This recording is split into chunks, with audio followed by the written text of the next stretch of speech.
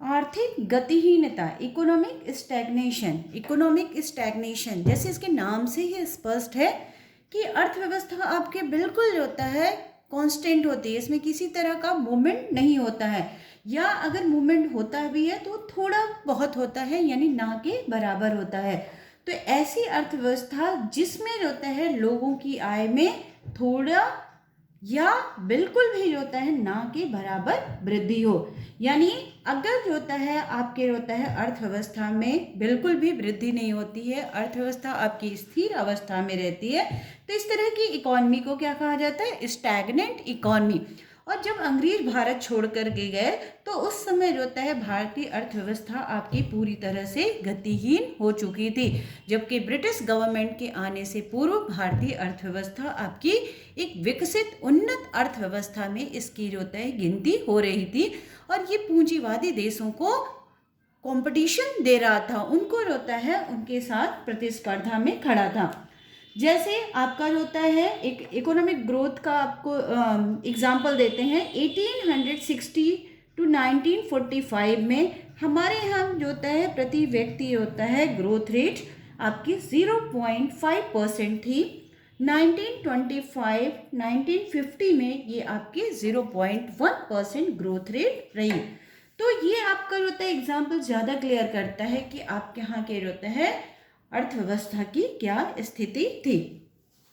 तो भारत को एक समृद्ध राष्ट्र, चाहे वो आपके होता है प्राकृतिक संसाधनों की दृष्टि से देखा जाए या आपके होता है दूसरे होता है समृद्धता को देखा जाए, तो भारत एक समृद्ध राष्ट्र था। फिर ऐसा क्या वजह थी कि भारत में होता है आपके होता है आर्थिक गतिहीनता की स्थिति विद्यमान थी?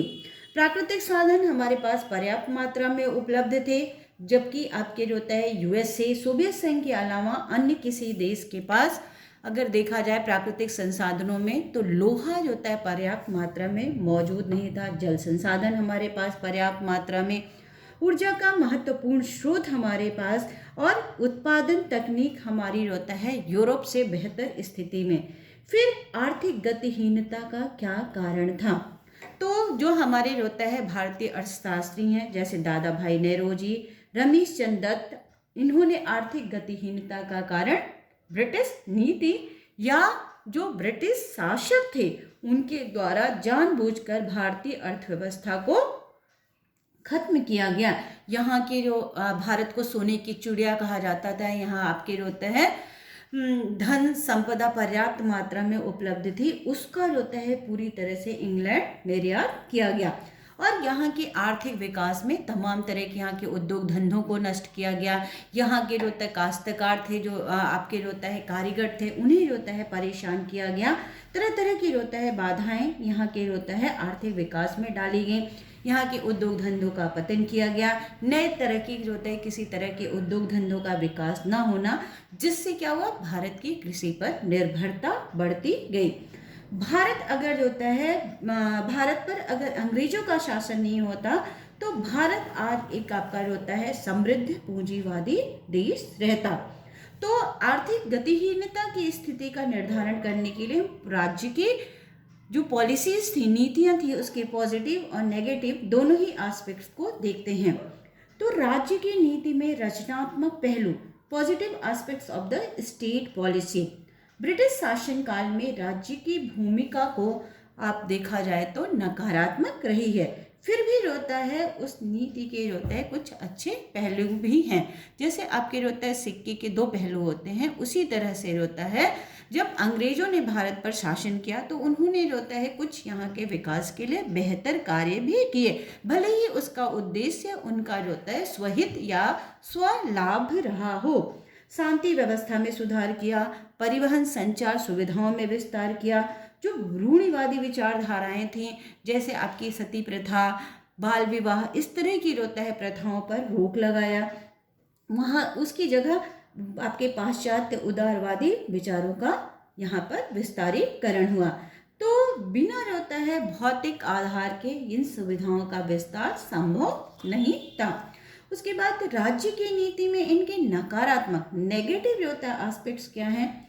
जैसे भूमि पर भारी मात्रा में कर का निर्धारण, भू स्वामित्व प्रणाली, लैंड टेन्योर सिस्टम, जमींदारी प्रथा, कृषि आपकी पूरी तरह से होता है कांस्टेंट हो गई थी, पूरी तरह से ठहर गई थी। उत्पादन में आपके होता है बिल्कुल नगण्य वृद्धि थी। अंग्रेजी शासनकाल में पहले जमींदारी, फिर मालगुजारी वसूल करने वाले बिचौलियों का होता है वृद्धि हुई।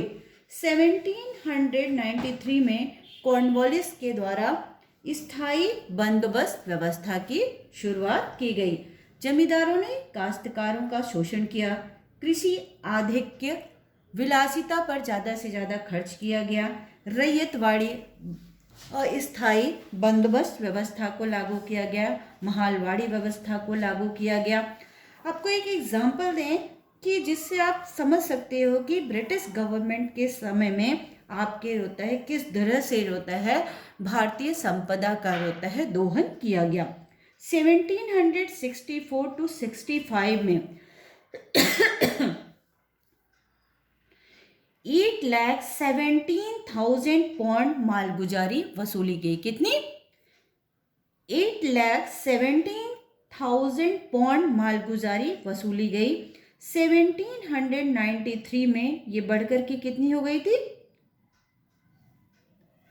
34 लाख पौंड पहुंच गई थी। तो ये आपके होता है भारतीय संपदा के लूट खसोट का आप आकलन खुद ही लगा सकते हैं, जिससे जो होता है लूट खसोट का जो होता है स्तर इतना बढ़ चुका था कि गांव के गांव पूरी तरह से नष्ट हो रहे थे, यानी विकास की संभावनाएं धीरे धीरे खत्म होने लगी थी।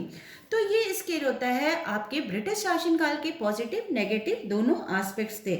फिर उसके बाद कुछ जो होता है इनकी पॉलिसीज थी जिनको हम डिस्कस करते हैं, जैसे इनकी औद्योगिक और वाणिज्यिक नीतियां, इंडस्ट्रियल कॉमर्शियल पॉलिसीज, ये हमारे होता है समाज को किस तरह से प्रभावित करें। तो ब्रिटिश शासनकाल की औद्योगिक और वाणिज्यिक नीतियों का मुख्य उद्देश्य क्या था कि भारत को इंग्लैंड की एक पूरक अर्थव्यवस्था के रूप में बदलना। पूरक अर्थव्यवस्था से क्या तात्पर्य है कि भारत उन्हें एक बहुत बड़े हब या बाजार के रूप में दिखाई दे रहा था और उन्होंने होता है अपने यहाँ के तैयार माल को बेचने के लिए इसको एक बाजार के रूप में देखा, जिससे होता है ये कब संभव था, जिससे यहाँ के उद्योग धंधों को जब इनके द्वारा पूरी तरह से नष्ट कर दिया गया तो इनके घटिया होता है किस्म के वस्तुओं का उत्पादन बिक्री यहाँ पर आसानी से होने लगी। तो आपके ब्रिटिश गवर्नमेंट का उद्देश्य क्या था कि भारत को इंग्लैंड की पूरक अर्थव्यवस्था के रूप में बदलना, ताकि भारत में तैयार माल बिक सके और इंग्लैंड को कच्चे पदार्थ की आपूर्ति हो सके। इसके लिए इन्होंने क्या किया कि आपके ब्रिटिश जो प्रोडक्शन थे, जो उत्पाद थे, वो बहुत ही घटिया किस्म के थे। तो उन्होंने सबसे पहले जो है भारतीय उद्योग धंधों को नष्ट किया। इसके लिए यहाँ की दस्तकारी व्यवस्था को पूरी तरह से नष्ट कर दिया। औद्योगिक विकास में तमाम तरह की बाधाएं जो होता है उत्पन्न करी। वस्तुओं के निर्माण को इन्होंने हतोत्साहित किया। जो यहाँ कारीगर थे उन पर होता है तमाम तरह के होता है शारीरिक, मानसिक, आर्थिक अत्याचार किया गया। भारतीय माल पर प्रतिबंधात्मक शुल्क लगा दिया गया। ये शुल्क कितना था? 70 to 80% तक के होते हैं कर लगाए गए। सूती वस्त्रों पर 5% उत्पाद शुल्क लगा दिया गया। जलयान निर्माण उद्योग को पूरी तरह से नष्ट कर दिया गया। लोहा इस्पात उद्योग के विकास में बाधा डाली गई। सरकार ने अपनी माल क्रय नीति यानी स्टोर परचेस पॉलिसी के द्वारा औद्योगिक विकास को प्रोत्साहन दिया और इंग्लैंड कारखानों के माल को प्राथमिकता दी। जैसा कि आपके पहले विश्व युद्ध के बाद सरकार के रवैये में थोड़ा बहुत परिवर्तन हुआ, मतलब शोषण के जो तरीके थे, उन्हें लगा कि जिस ढंग से होता है ईस्ट इंडिया कंपनी के यहाँ के नुमाइंदों या जो होता है यहाँ के वायसराय के द्वारा जिस तरह से शोषण किया जा रहा है, उससे होता है यहाँ पे आंतरिक विद्रोह की स्थिति उत्पन्न हो जाएगी और अंग्रेजों को भारत छोड़ना पड़ेगा। तो इसलिए होता है सरकार ने अपने रवैये में थोड़ा बहुत परिवर्तन किया, यानी सरकार ने भेदभावपूर्ण संरक्षण नीति को बढ़ावा दिया। भेदभाव संरक्षण नीति क्या है कि जो यहाँ पे चालू उद्योग थे, चालू उद्योगों में खास करके जो आपके बड़े उद्योग थे, जो भारी उद्योग थे, जैसे आपके नील उद्योग, कहवा उद्योग, जूट उद्योग, इन तरह के उद्योगों को इन्होंने थोड़ा बहुत संरक्षण देना प्रारंभ किया और नए उद्योगों के संरक्षण की नीति जो होता है इन्होंने नहीं अपनाई। यानी नई नीति जो है वो थोड़ा बहुत उद्योगों के विकास के लिए सहायक रही, लेकिन इसका मुख्य उद्देश्य उनका स्वयं अपने लाभ कमाना था। दूसरा आपके होता है संपत्ति का निकास, ड्रेन ऑफ वेल्थ। दूसरा जो होता है भारतीय अर्थव्यवस्था को नष्ट करने का या इसमें स्थिरता लाने का दूसरा फैक्टर क्या था कि 1829 टू 1865 तक यहाँ पे क्या था, आपका होता है भारत जो है कई टुकड़ों में बढ़ चुका था। यहाँ पे तमाम तरह की होता है छोटी छोटी रियासतों ने जो होता है जन्म ले लिया था और इसमें आपस में जो होता है इन रियाया या जो होता है रियासतों के जो राजा थे वो दूसरे जो होता है रियासत पर कब्जा करने के चक्कर में अपने राज्य विस्तारीकरण के लिए ये अंग्रेजों का साथ देने को तैयार हो जाते थे। तो अंग्रेजों ने यहाँ पे कूटनीतिक जो होता है चाल का इस्तेमाल किया। किसी जो होता है राजा के पास अपने एक सैन्य टुकड़ी को रख देते, किसी राजा के पास स्वयं जो होता है वायसराय हो जाता, किसी के पास दूसरी सैन्य टुकड़ी अपनी रख देते थे, जिससे होता है आसानी से उनके जो सैन्य टुकड़ियां थी उनके खर्चे भी निकल रहे थे और उनके जो होता है आपस में जो होता है लड़ा करके वहाँ पे कूटनीति के द्वारा एक राज्य से दूसरे राज्य उनके साम्राज्य का विस्तारीकरण भी हो रहा था। जैसे 1829 टू 1865 तक गृह खर्च के रूप में भारत से 100 करोड़ पाउंड इंग्लैंड भेजे गए। इसके अलावा ब्याज, पेंशन, रेल पर गारंटी, इंग्लैंड में खरीदे जाने वाले माल का मूल्य, सेनाओं के खर्च, अधिकारियों के वेतन, इन सब जो होता है नामों पर होता है काफ़ी बड़ी मात्रा में होता है रकम भारत से इंग्लैंड की ओर जा रही थी। जैसे दादा भाई नेहरूजी ने कहा कि 1835 से लेकर 1872 तक कुल 50 करोड़ पाउंड का आर्थिक निकास हुआ।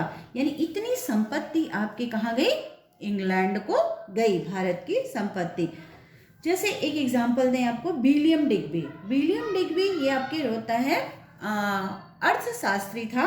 इन्होंने कहा कि प्लासी और वाटरलू के युद्ध के बीच इंग्लैंड की भारत से आर्थिक लूट 50 करोड़ से 100 करोड़ पाउंड थी। पूंजी कंपनियों की पूंजी 3.6 करोड़ पाउंड थी।